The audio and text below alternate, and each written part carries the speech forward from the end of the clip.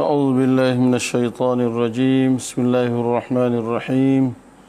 السلام عليكم ورحمة الله وبركاته.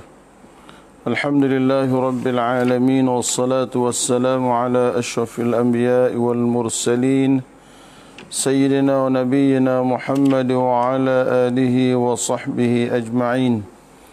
سبحانك لا علم لنا إلا ما علمتنا إنك أنت العليم الحكيم، ولا حول ولا قوة إلا بالله العلي العظيم. اللهم علمنا ما جهلنا وذكرنا ما نسينا. Sidang penonton yang dikasihi sekalian, alhamdulillah kita bersyukur pada Allah Subhanahu wa taala di atas limpahan nikmat daripada Allah taala kepada kita sekalian. Malam ni kita dapat bersama dalam kuliah tafsir Al-Quran. Kuliah tafsir Al-Quran insya-Allah dari surah Al-Kahfi. Malam ni bermula pada ayat yang ke-22 di bawah tajuk berapakah bilangan Ashabul Kahfi, dan insya-Allah kita pergi kepada ayat yang ke-23 berkenaan dengan konsep insya-Allah. Baik kawan-kawan dikasih sekian, kita mulakan dengan qauluhu ta'ala dalam surah Al-Kahfi ayat yang ke-22. A'udzu billahi minasyaitonir rajim. Sayaquluna thalathatun rabi'uhum kalbuhum wa yaquluna khamsatun sadisuhum kalbuhum rajman bil ghaib. ويقولون سبعة وثامنهم كلبهم قل ربي أعلم بعدتهم ما يعلمهم إلا قليل فلا تمار فيهم إلا مراء ظاهرا ولا تستفت فيهم منهم أحدا. Sebahagian dari mereka akan berkata, bilangan Ashabul Kahfi itu 3 orang, yang keempatnya ialah anjing mereka. Dan setengah pula mereka berkata, bilangan Ashabul Kahfi itu orang, yang keenamnya ialah anjing mereka. Secara meraba-raba dalam kegelapan akan sesuatu yang tidak diketahui. Dan setengahnya yang lain berkata bilangan mereka 7 orang. Dan yang kedelapannya ialah anjing mereka. Katakanlah wahai Muhammad, Tuhanku lebih mengetahui akan bilangan mereka. Tiada yang mengetahui bilangannya melainkan sedikit. Oleh itu janganlah engkau berbahas dengan sesiapa pun mengenai mereka melainkan dengan bahasan secara sederhana yang nyata keterangannya dalam Al-Quran. Dan janganlah engkau meminta penjelasan mengenai hal mereka kepada seorang pun dari golongan yang membincangkannya. Baik kawan-kawan dikasihi sekalian, insya-Allah malam ni kita akan berbicara berkenaan dengan masih lagi berkenaan dengan Ashabul Kahfi. Allah Subhanahu wa taala berfirman dalam Al-Quran, sayaquluna, mereka akan berkata, yakni orang-orang yang mari selepas daripada mereka ini berbeza pandangan berapakah bilangan Ashabul Kahfi. Ini bagi orang yang suka mendalami akan kisah mereka di zaman Nabi sallallahu alaihi wasallam di kalangan orang-orang Yahudi, orang-orang Kristian dan juga orang-orang yang beriman pada Allah Subhanahu wa taala. Mereka bertanya akan Rasulullah sallallahu alaihi wasallam, berapakah bilangan penghuni gua itu? Maka Rasulullah takhirkan jawapan itu sehinggalah turunnya wahyu daripada Allah Subhanahu wa taala dalam Al-Quran. Qauluhu ta'ala, sayaquluna thalathatur rabi'uhum kalbuhum wa yaquluna khamsatun sadisuhum kalbuhum rajman bil ghaib wa yaquluna sab'atun wa thaminuhum kalbuhum qur rabbi a'lamu bi'iddatihim. Jadi Rasulullah tangguhkan jawapan itu sehinggalah kepada turunnya wahyu daripada Allah Subhanahu wa taala. Sebab Rasulullah ini tidak akan memberi apa-apa jawapan kecuali apabila Allah wahyukan kepada baginda. Karena Rasulullah sallallahu alaihi wasallam tidak akan bercakap sesuatu percakapan kecuali wahyu daripada Allah Azza wa Jalla. Wa ma yantiqu 'anil hawa in huwa illa wahyun yuha. Dan Nabi Muhammad itu tidaklah berkata-kata dengan sesuatu pun daripada hawa nafsu mereka, hawa nafsunya, melainkan semuanya wahyu daripada Allah Subhanahu wa taala. Wa ma yantiqu 'anil hawa in huwa illa wahyun yuha. Baik. Jadi sayaquluna thalathatur rabi'uhum kalbuhum. Sebahagian daripada mereka mengatakan begini, salasatun, ashabul kahfi ini adalah 3, rabi'uhum kalbuhum, yang keempatnya anjing mereka. Sebahagian yang lain mengatakan bahawa wa yaquluna khamsatun, bilangan ashabul kahfi ini sebenarnya 5, sadisuhum kalbuhum, yang keenamnya adalah anjing. Wa yaquluna, ini semua perkataan 4, 5 dengan anjing, 5 orang, 6 dengan anjing, semuanya adalah rajman bil ghaib. Itu hanya dengan tekaan-tekaan secara meraba-raba dalam kegelapan. Tidak ada apa-apa hujah pun yang mengatakan dia nimpak 5 dengan anjing, 5 orang, 6 dengan anjing. Semua ni percakapannya rajman bil ghaib. Wa qala jama'atun akharun, berkata kumpulan yang lain, sab'atun, bilangan ashabul kahfi ini ada 7 orang. Wasaminuhum kalbuhum, dan yang ke-8-nya adalah anjing mereka. Baik tuan-tuan sekalian.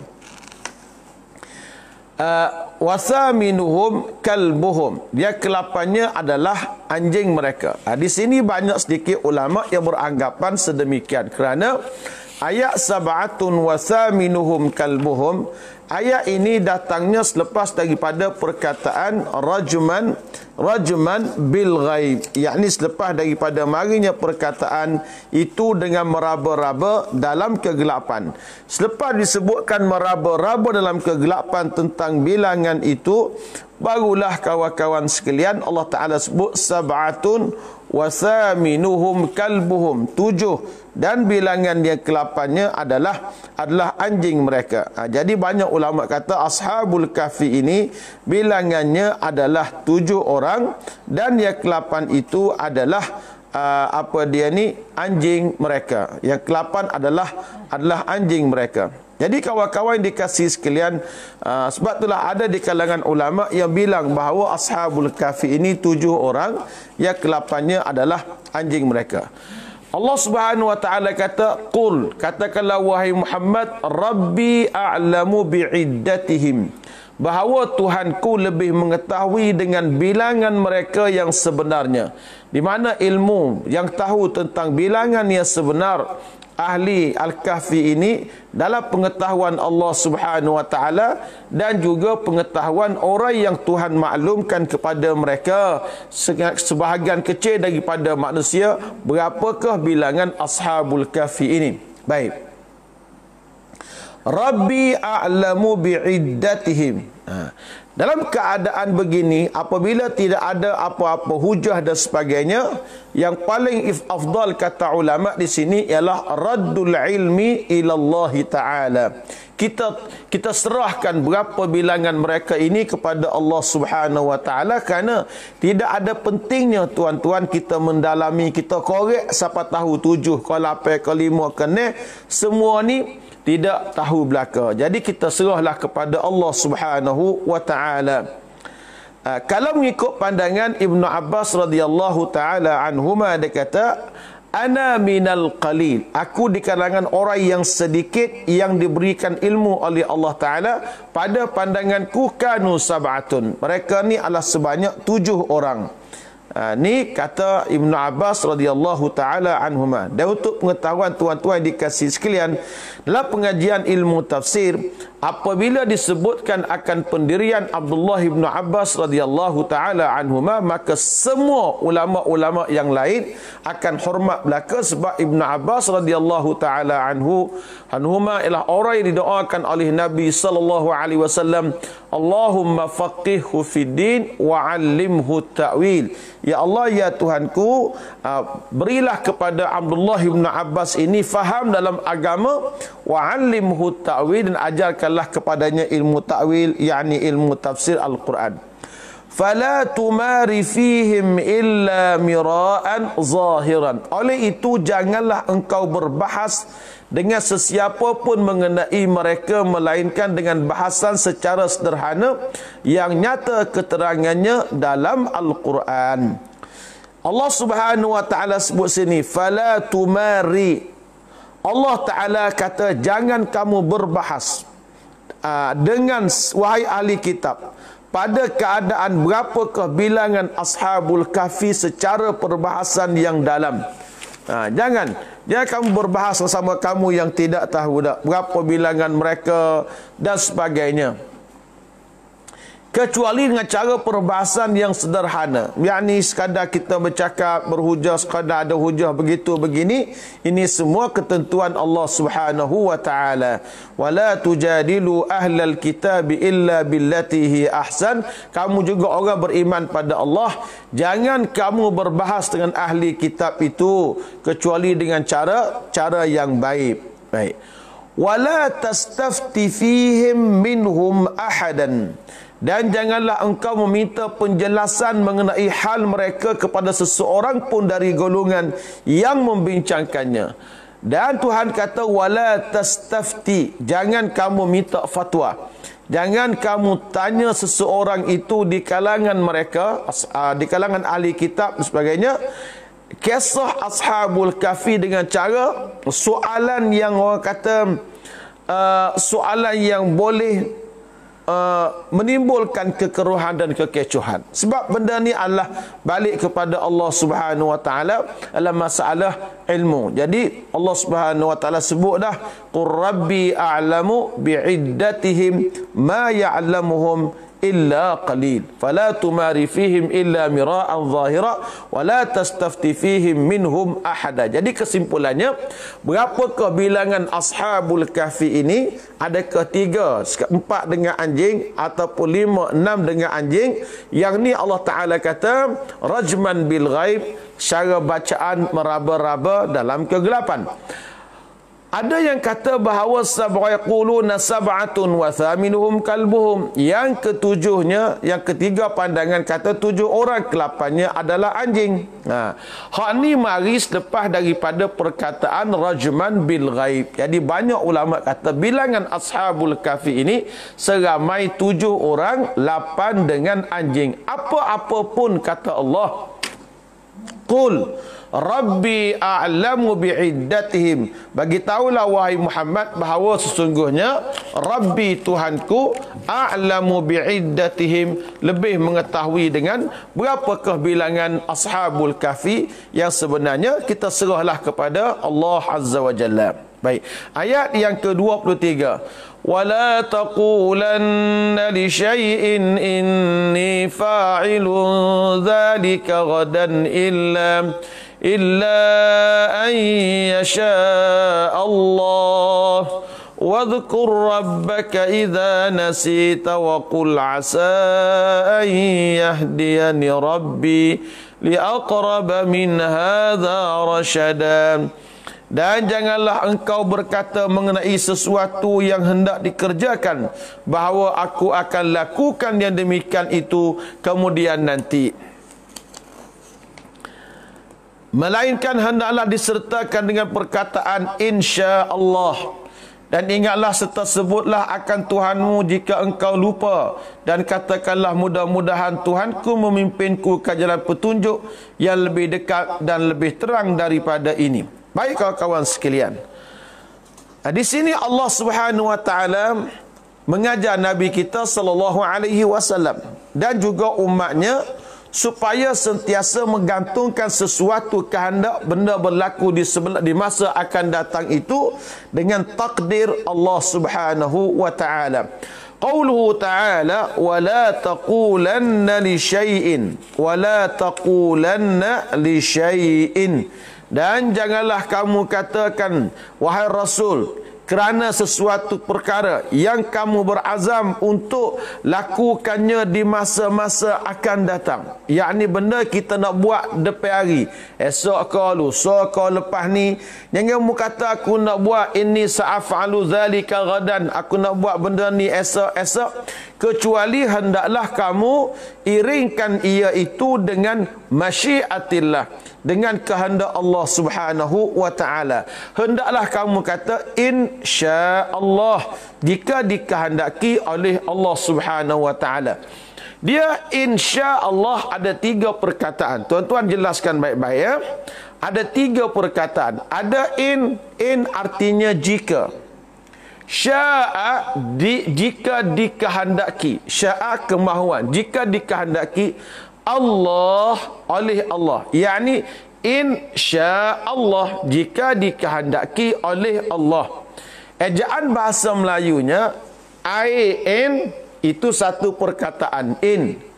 Sya'a S-Y-A. Insya Allah A-L-L-A-S. Jadi dia jadi 3 perkataan. Insya Allah.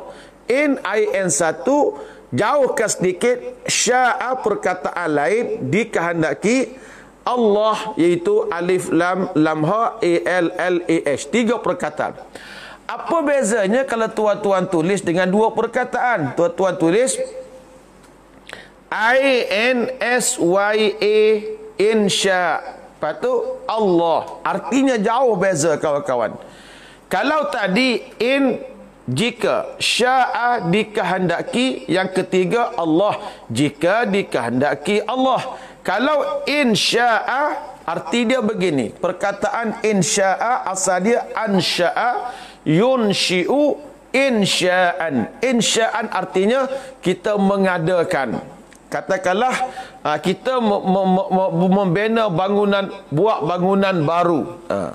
Aku buat rumah baru, kita mengadakan benda baru, itu makna insya'a. Jadi kena sebut dengan 3 perkataan. Insya-Allah, bukannya insya-Allah. Eja dia pun lain bahasa Arab. Alif nun satu perkataan, shin alif hamzah satu perkataan, alif lam lam ha satu perkataan.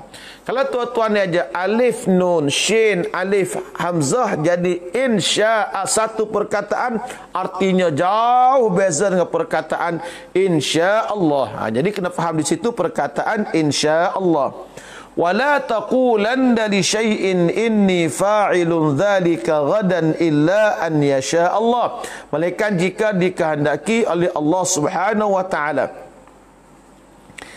Dalam kitab Sahih Bukhari dan Muslim daripada hadis Abu Hurairah radhiyallahu taala anhu bahawa Rasulullah bersabda annahu qala, Nabi kita wayak, qala Sulaiman bin Daud alaihi wassalam, berkata Nabi Allah Sulaiman bin Nabi Allah Daud alaihi wassalam. Nabi Allah Sulaiman anak kepada Nabi Allah Daud alaihi salam.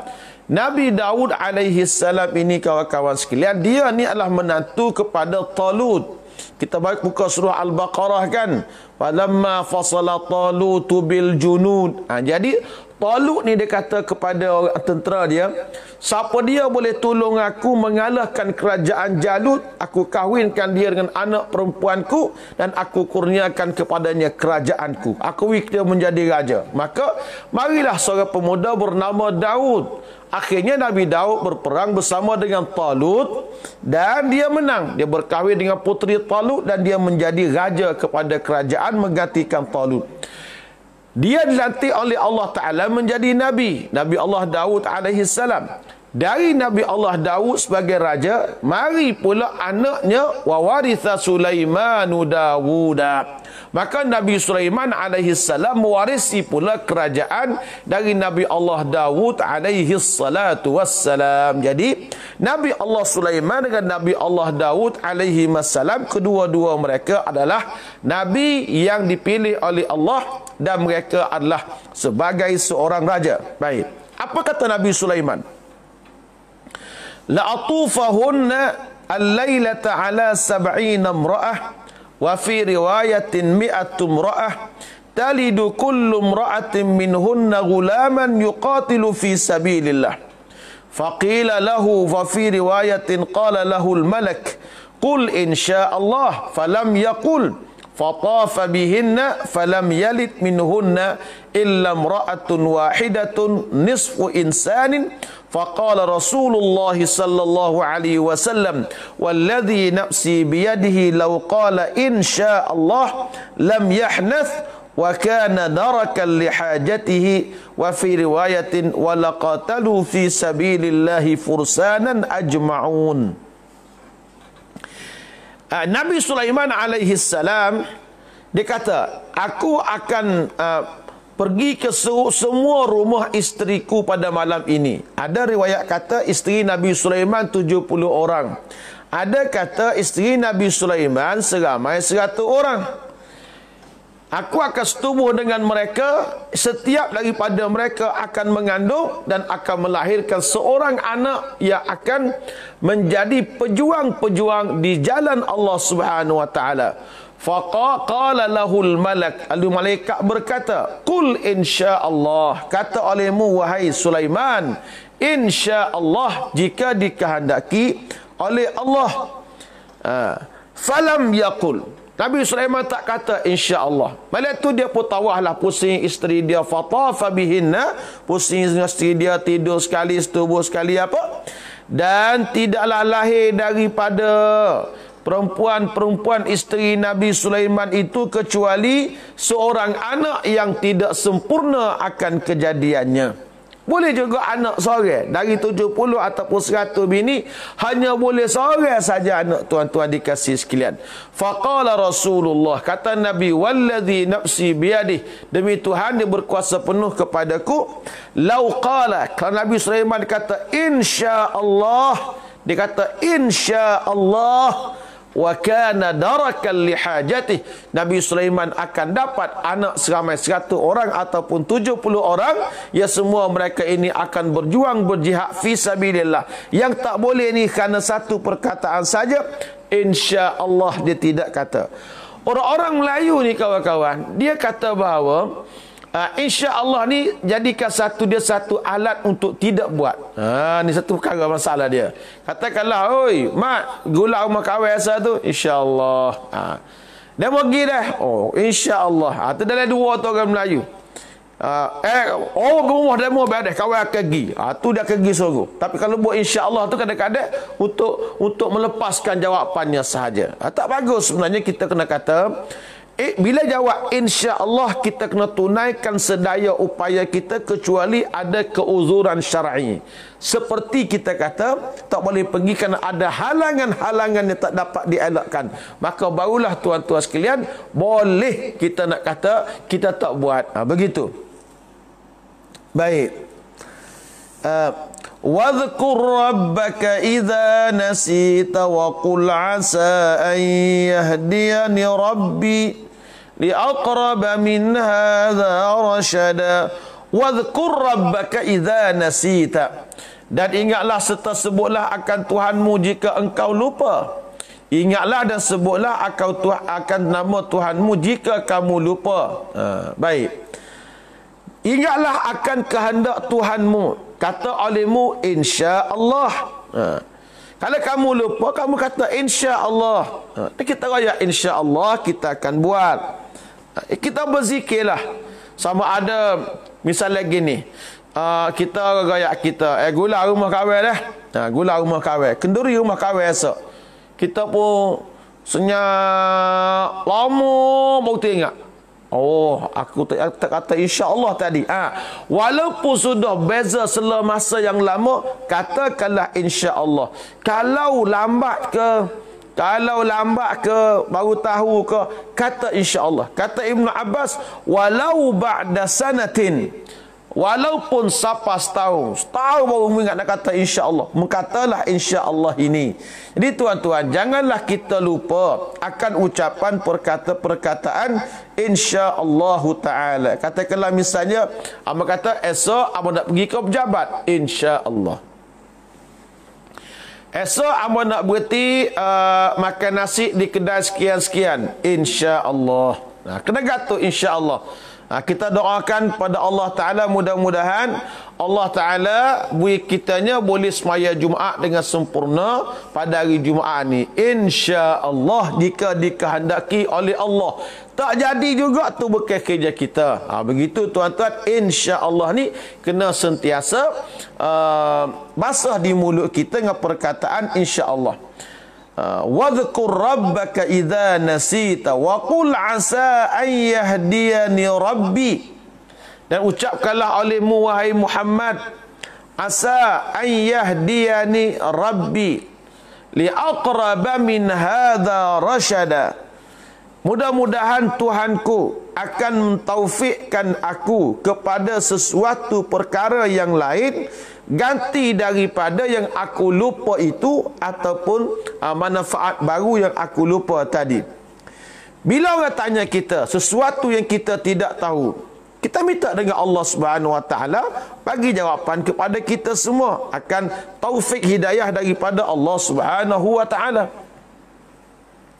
Biarlah Tuhan bagi pada kita ini rasyadan, petunjuk daripada Allah Azza wa Jalla. Jadi kita kena ingat, nak buat apa-apa ni kawan-kawan, kena kata insya Allah. Wa la taqulanna li syai'in inni fa'ilun dzalika ghadan illa an yasha Allah, melainkan jika dikehendaki oleh Allah Subhanahu wa Ta'ala, illa an yasha Allah. Ingat baik-baik, kena kata insya-Allah sentiasa di mulut kita. Janganlah lidah kita ini lekang dengan ucapan insya-Allah taala. Sambung lagi. Walabithu fi kahfihim 300 sinina wazdadu tis'a. Dan mereka telah tinggal tidur dalam gua mereka 300 tahun dengan kiraan ahli kitab, dan 9 lagi dengan kiraan kamu. Qulillahu a'lamu bima labithu lahu ghaibus samawati wal ard absir bihi wa asmi' ma lahum min dunihi min waliyyin wa la yushriku fi hukmihi ahada. Katakanlah wahai Muhammad, Allah jua yang mengetahui tentang masa mereka tidur baginya. Baginya lah tertentu ilmu pengetahuan segala rahsia langit dan bumi. Terang sungguh penglihatannya dan jelas sungguh pendengarannya terhadap segala-galanya. Tidak ada bagi penduduk langit dan bumi pengurus lain daripadanya, dan ia tidak menjadikan sesiapa pun masuk campur dalam hukumnya. Baik kawan-kawan sekalian, berapa lama Ashabul Kahfi berada dalam gua? Jadi Allah Ta'ala sebut pada ayat ini qadar duduknya Ashabul Kahfi dalam gua mereka. Semenjak Tuhan tidurkan mereka di zaman Daqyanus dan bangkit beberapa ratus tahun yang kemudiannya, Allah Ta'ala kata walabithu fi kahfihim 300 sinina. Dan mereka ini berada dalam gua mereka selama 300 tahun. 300 sinin tahun.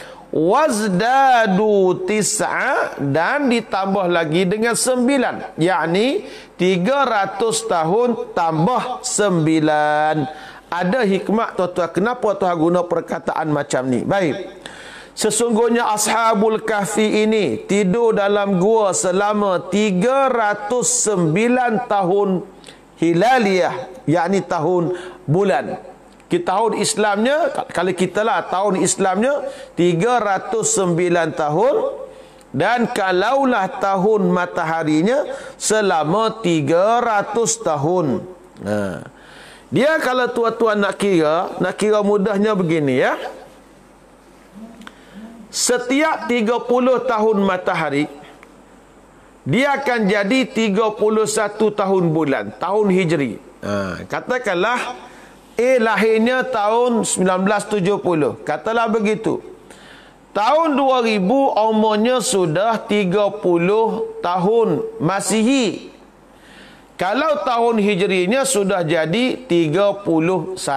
Sebab dalam setahun dia beza di antara 10 hingga 14 hari. Di antara Masihi dengan Hijri. Jadi kalau setahun di antara 10 hingga 14 hari, 10 tahun 140 hari, 20 tahun, 30 tahun dekat-dekat dengan 360 hari. Jadi kalau bezanya begitu, maka tiap-tiap 30 tahun dia jadi sebanyak 31. Kalau umur tuan-tuan 60 tahun kiraan kalender Masihi kita, sebenarnya umur kita sudah 62 tahun.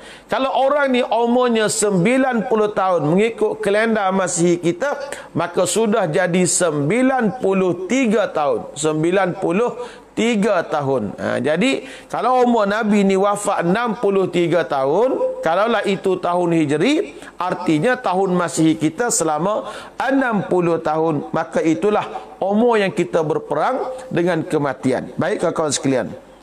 Walabithu fi kahfihim 300 sinina wazdadu tis'a. Qulillahu a'lamu bima labithu lahu ghaibus samawati wal ard. Dan apabila kamu ditanya tentang tempoh mereka berada dalam gua, tidur tadi tak? Bagi tahu bahawa Allahu a'lamu bima labithu. Allah Ta'ala lebih tahu tentang apa yang mereka tempuh, mereka tinggal di situ. Lahu ghaibus samawati wal ard. Yang mengetahui segala-galanya ini ialah Allah Subhanahu wa Ta'ala, Tuhan kepada langit dan juga bumi. Artinya yang mengetahui dengan sebenarnya berapakah bilangan Ashabul Kahfi ini, berapa lama mereka tidur dalam gua mereka, yang mengetahui dengan yakinnya ialah Allah Subhanahu wa Ta'ala.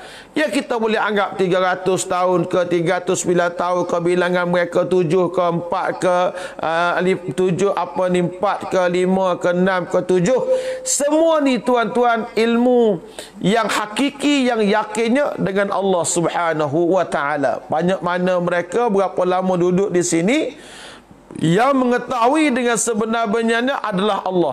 Adapun pada zan kita, pada sangkaan kita, kita semua ni pada peringkat zunun, peringkat sangkaan-sangkaan la dalila alaihi, yang tidak ada dalil kepada apa yang kita sebutkan itu. Absir bihi wa asmi'. Sungguh terang penglihatan dan sungguh jelas pendengaran Allah Ta'ala terhadap segala-galanya. Yakni Allah Subhanahu wa Ta'ala maha melihat dengan mereka. Allah Subhanahu wa Ta'ala maha mendengar dengan apa yang diucapkan oleh mereka. Jadi semua yang kita buat, semua yang kita dengar, yang kita lakukan ini didengari dan dilihat oleh Allah Subhanahu wa Ta'ala.